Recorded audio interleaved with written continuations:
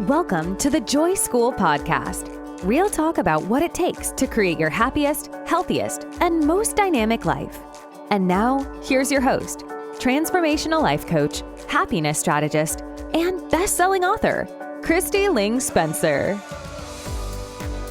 Well, hello, friends. I am so glad you're here with me for another episode of the show. I am still in Los Angeles, and I have to tell you, I am so enjoying myself and really just so grateful to myself for making the decision to come on this retreat. I am actually here for 3 weeks, and I had the opportunity to house sit for a couple of different friends.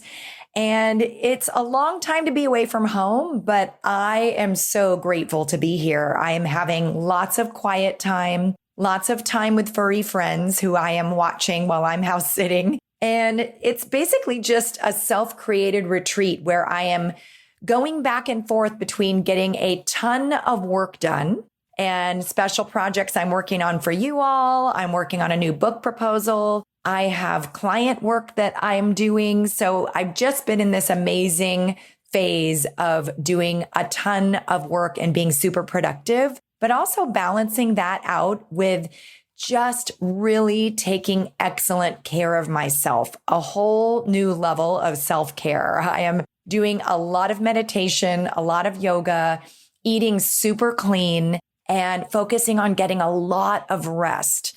I have also eliminated anything that has any type of violence or negativity. I'm not even doing any movies that contain any of that, nothing. I am focusing on all uplifting things and things that feed the soul.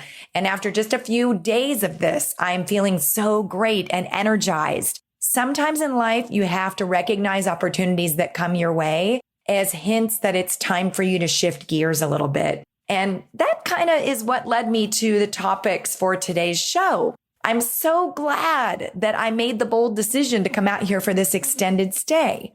And our life is basically created by 3 things: our thoughts, our habits, and our decisions. So it's not the big stuff that has the biggest impact for the most part. It's the accumulation of all of the little things, the little thoughts, the little habits, the little decisions that can actually have the biggest impact in the long term. Those small habits and dozens of small choices that we make every day and the thoughts that we think are the building blocks of the way we will experience life. We have the power to create our lives on purpose. I love this concept so much, and it really is a way of life. Creating our life on purpose is a lifestyle. It is a lifestyle made up of a whole bunch of lifestyle choices that support the lifestyle that we want to live in creating our very best and most joyful and most energized life, right? It all starts with mindfully and deliberately taking charge of those 3 things I mentioned: our thoughts, our decisions, and our habits. Now, it would take an entire program or book to really go into depth on these things, but my goal today is to touch on some of the highlights of 2 of these things. And that's our thoughts and our decisions, to just get you thinking about it and empowering you to make some better choices and decisions. Just choose 1 or 2 small positive changes and start there. This will not only improve your life pretty much immediately, but you'll create momentum that will inspire you to continue going deeper and making more and more great changes. So let's first talk a bit about thoughts. Better understanding of the way your thoughts work and learning to take charge of and manage them is taking power over your life.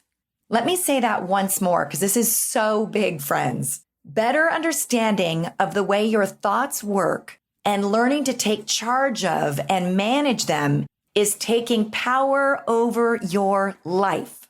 Most of us are at least somewhat aware of this, yet so many are still living life on autopilot and just letting our more than 6,200 thoughts that we think a day run wild, right? Now, there are a number of estimates, by the way, on how many thoughts the average adult thinks in a day. But the most recent study from a team of psychology experts at Queen's University in Canada, which used brand new technology, showed that the average adult has about 6,200 thought transitions a day. So we're going to go with that for just the purpose of looking at what we're looking at today. I want everyone to understand that learning to manage and choose our thoughts on purpose more of the time is a life-changing superpower. Now, I'm a big fan of life-changing superpowers, and I believe we all have more of them than we realize. And embracing those and practicing them is so powerful. So the goal really is to increase the percentage of those 6,200 thoughts that are supportive, helpful, peaceful, and empowering, right? Now, this is not to say that every single thought should be positive. That is sort of a misunderstanding that every thought should be positive or you're not doing it right. That is totally not true. You would not be human if that were the case. All of us are going to have a variety of thoughts, but increasing the number of supportive and high quality thoughts is really the goal. And that is what is life-changing. And with focus and practice, anyone can become good at this to the point where it's almost second nature. A great majority of the time, your conscious thoughts, the ones we have control over, determine how you feel. This means by mindfully choosing the thoughts we are thinking on purpose, we have great control over the way we feel. When we tune into the way that we desire to feel, when we really purposefully and mindfully tune into that, and it's usually some sort of fabulous, right? We want to be feeling some sort of fabulous most, if not all of the time, if we can create it, right? So then we tune into that. We tune into what is our desired feeling today, and then deliberately choose the thoughts accordingly. That's when we can eliminate the disconnect and really own that driver's seat. It is so amazing. So it's really about creating a two-part habit. The two-part habit of number one, consciously deciding how you want to feel, happy, energized, joyful, optimistic, peaceful, whatever it is you desire. And then choosing thoughts on purpose that support the goal of those feelings. I sometimes use my journal for this. I write down the feelings I want to have and then a few thoughts that would support those feelings. That's really helpful in getting clear. Also, writing things down just seems to cement them in your brain, and it really can boost your intentions and desires when trying to create a different feeling or different thoughts or any kind of goal, really, for that matter. This is huge with focus also. Just writing it down, or you can also just close your eyes for a minute or two and focus on these things and then move forward into your day with intention and purpose and the goal of creating what it is that you focused on, right? So now sometimes there can be subconscious thoughts that are created by various situations that are contributing to stress and anxiety or undesired feelings. And that's when we really are kind of required to go a little bit deeper.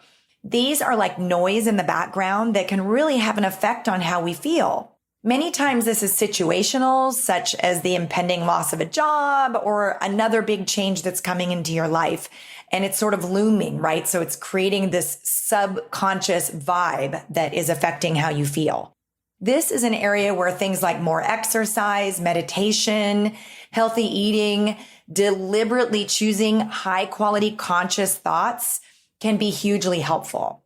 And sometimes we need to pause and examine what is going on in the background on a deeper level so that we might be able to work on or heal from whatever it is. This can be necessary in order to help process those things and move forward.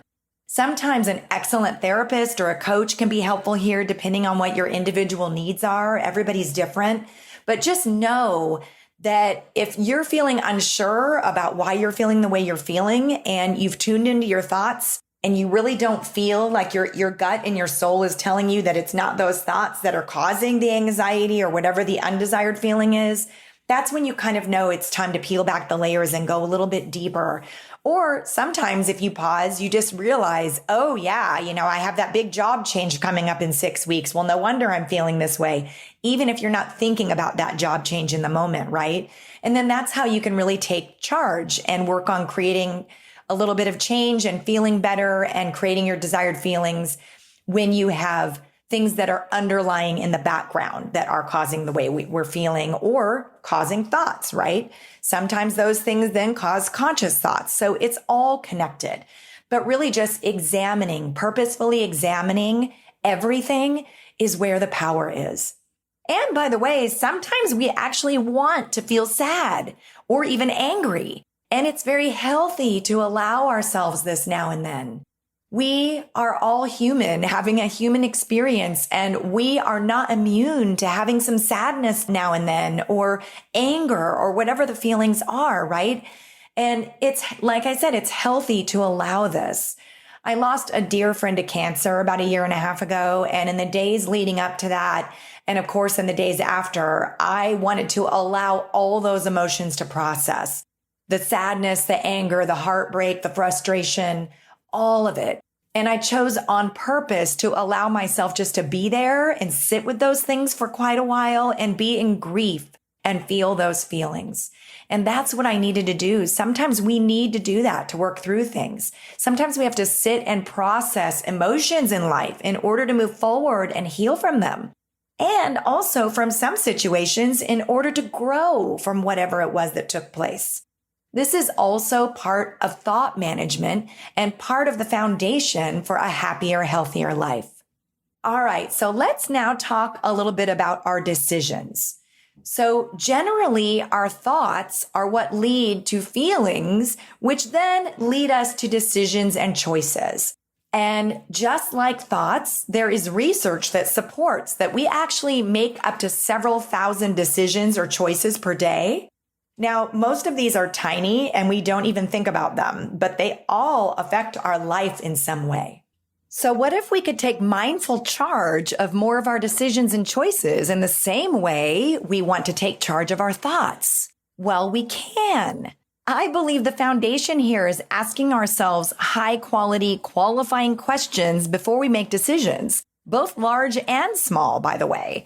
When it comes to some of the smaller decisions and choices, these really add up and they have a compound effect on our life. So a few excellent questions to ask yourself when it comes to some of the smaller decisions or even some of the bigger ones are, is this helpful to me or hurtful to me? That's a great one. Will this choice serve me or weigh me down? What would best support me right now? And is this choice in alignment with the life I want to be creating? I love that one. Now, one I like when it comes to food choices, which is kind of funny, but it actually is pretty great to put into practice, is asking, is this item cleansing or clogging? Is this going to cleanse me or is this going to clog me, right? It's such an easy question. And by the way, it's one that we immediately know the answer to when we're looking at said item that we are about to choose or not choose, right? Now, this doesn't mean you have to be perfect or make perfect choices all the time about things. We're human, like I said, and we're not always going to make perfect choices, but making better choices more of the time is really the goal. I personally think it would be a little boring to make perfect choices all the time. I mean, I love a cupcake or a grilled cheese sandwich, which are definitely not cleansing, right? But I still have them once in a while because I like them. So I don't just do it on the regular, but now and then I allow myself that choice. And the thing is, I do it consciously, right? And that is the difference. When it comes to big decisions, there are some questions you can ask that are very helpful in that area as well. And I love what Mel Robbins says about big decisions, or just, sometimes even smaller decisions this can apply to. But she says, you are one decision away from a completely different life. Isn't that powerful? I love that. And it is very true in many cases. So questions to ask yourself for some of the bigger decisions might be, is this a good long-term decision, or am I basing this off temporary emotions? Right? Because sometimes we tend to make quick decisions and we make them very rash and they can be harsh. And if you've ever made a decision that you regretted later on and you had made it because it was based off temporary emotions, you know what I'm talking about. So just pausing to ask yourself, is this a good long-term decision, or am I basing this off temporary emotions, can be very helpful. And the one I mentioned earlier is a great universal high quality question for this. Is this choice in alignment with the life I want to be creating? That question kind of applies to all choices, right? And all decisions. Now, when you're down is when your decisions and choices can really make a big difference in lifting you out of a funk.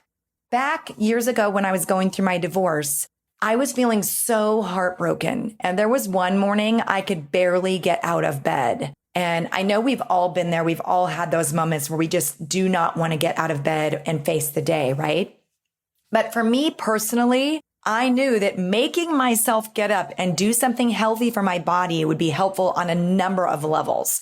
So I got my butt up and got dressed and went to the vegan cafe down the street to get a green juice. Now, here's the funny part of this. I sat down and I asked the server if they had an organic green juice with kale, lemon, and spinach. And she answered back to me. She said, yes, it's called the Learn to Let Go. Now, the irony there completely cracked me up and caught me off guard. And I took it as a wink from the universe. And although I was still in a deep pit of grief, I knew I had made the right small choice to support me that day. So that's really some important perspective there. I hope this episode has got you thinking about your thoughts and choices.